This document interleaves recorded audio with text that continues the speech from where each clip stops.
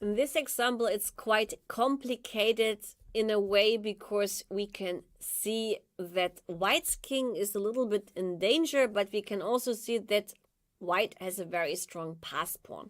And here, surprise, surprise, no one less than Maxime Vachier-Lagrave, one of the top 10 grandmasters in the world, chose in the wrong way because, well, sometimes when you're a very strong player, you must be very convinced of your calculation process. And I believe when he chose the move c6, he was sure that he would promote, and he was right that he would promote, but he was probably not expecting that even when he promoted, he wouldn't win the game.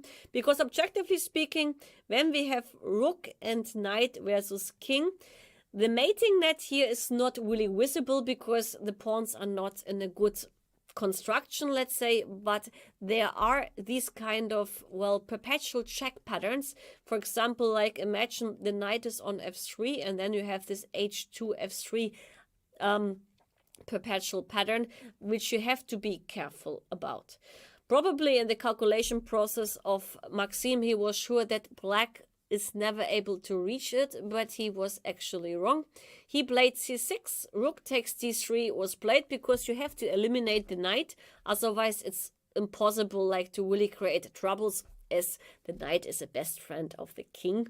So rook takes d3, c7, and now not many options because you have to give checks or create serious threats, otherwise white is promoting and the game is over. So rook d1 check for this reason makes a lot of sense, because already here you can see that the king is not allowed to go to f2 because that would run into knight e4 check followed by rook c1. So it means you have only one square, which makes the calculation process a lot easier.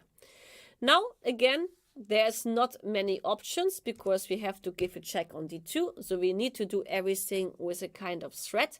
And here there is not many options. There is king f3 and king h3. If you go on the back rank, I give like plenty of checks.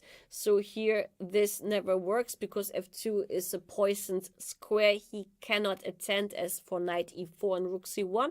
So king f1 doesn't make sense for this reason. So we have to basically choose between king f3 and king h3. Let's start with king f3. Now rook d3 check, also useful that the knight actually guards e4 and the square e2. And once again, king f2 always fails to knight e4 check. So white has to decide between king g4 and king g2. Also king g4 we can dismiss quite easily because there's rook takes d4 and rook c4, which actually finishes the line to calculate and also not good, or I'm not sure that this is in white's favor. So king g4 we can dismiss. So king g2 has to go back, rook d2 and king h3 is the only move we haven't checked out. And here, of course, probably this was the moment when actually Vachier missed the continuation. Probably he calculated something along the lines like g4, and he saw that even like after g4, king h4, because you cannot take as there is a check on d4 and rook c4, so g4, king h2, you can give a check here, but then I can seriously take on g4, and otherwise you don't have much checks.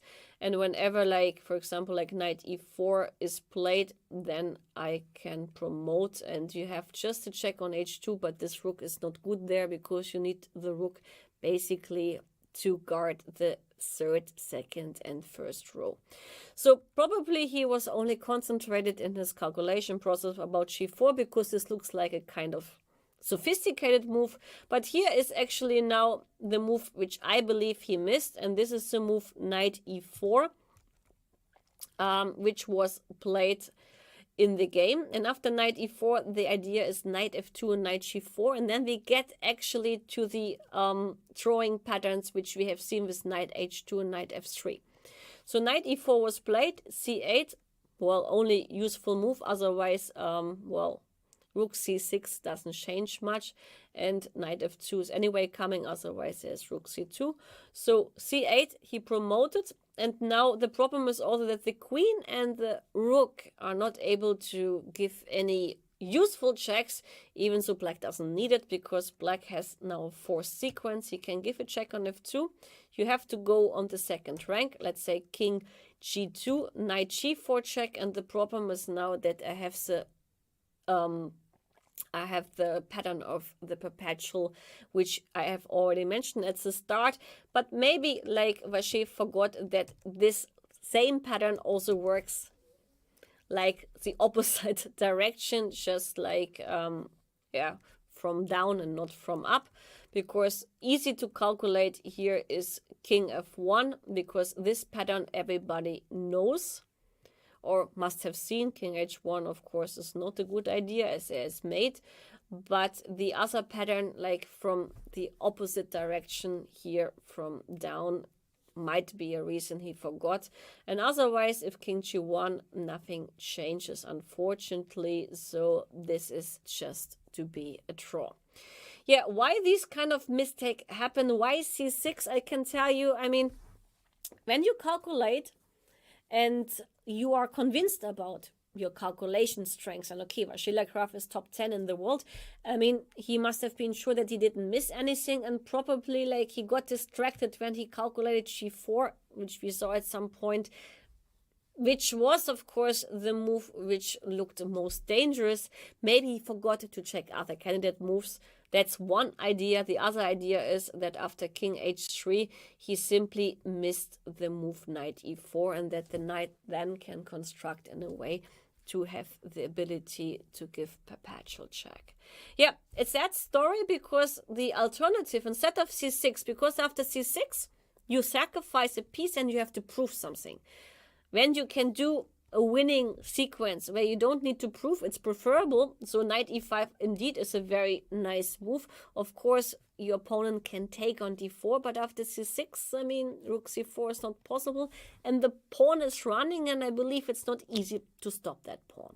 So this would have been the much better choice, in my opinion. And, well, this was missed by Vacher, and I believe it was missed because, first of all, these guys, the top 10, they're very confident. Second of all, he was sure that his calculation process was right. Knight e5, practically speaking, was the easier choice, because the knight also guards the most critical squares for this perpetual check patterns.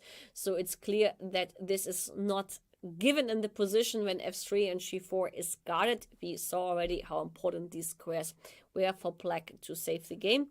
And while rook takes d4, is easy to see that after c6 the pawn is running. Anyway, you can see that everybody is human, also the 2-7 plus guys actually. And yeah, a sad story for Vacher, because probably he was not very happy about the draw at the end.